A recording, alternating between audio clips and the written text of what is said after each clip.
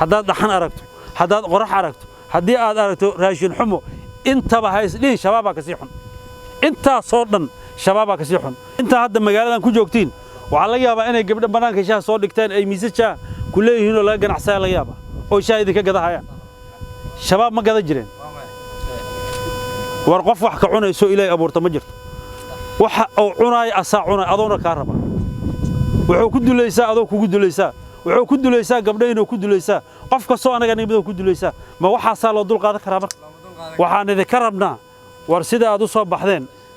waaba u jeednaa inay idinka go'antahay waana ognaa inay idinka go'antahay laakiin waxay u baahan tahay adduunyada sabar ay u baahan tahay adkaysi badan ay u baahan tahay haddaad dhaxan aragto haddaad qorax aragto haddii aad aragto raashin xumo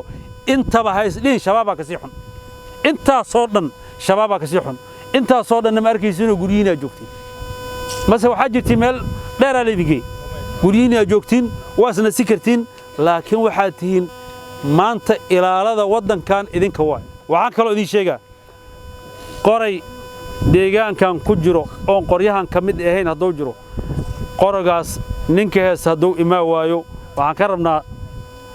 saraakiisha deegaanka oo macaawsleyda saraakiishooda inay noo sheegaan cid ka diiday inay noo sheegaan waa shabaab haduu diido qoryahan meeshii joogan la joogo waa shabaab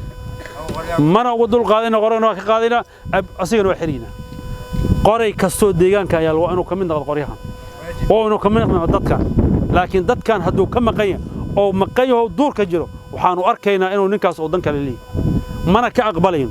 dadkaanu la meel yahay dadkaanu ku dhib yahay dadkaanu ku dheef yahay waa inuu la joogo dadkan haddaad idinka diida war waad noo soo sheegaysiin asigana waa qorgan waa laga qaadaa waana la xiri asiga idinkuna waxaan idinka rabaa inaad soo sheegtiin in edooro ma jirto meesha in edooro waxa intaas la joogtaa ninka banaankaas ka joogsaday xisbi kale iyo meel kale leeyahay meesha oo leeyahay deeniga xoog badisay joogay haddaan ka xoog badan anaga joogin meesha war kale inta meesha ma jirto nimanka qoryaha haysto oo dadkan ka maqan oo meesha uu soo xaadir diiday waxaanu arkaynaa inay dadka lu shaqeeyaan qoray kasto deegaankan ku jiro inuu qoryaanka mid noqdo waa inuu dadkan ka mid noqdo dadkan dib iyo dheef waxay qabaan inuu la mid noqdo shabaab iyo anaga waxa naga dhaxayso inaan isla joogin Soomaaliya aad u mahadsantiin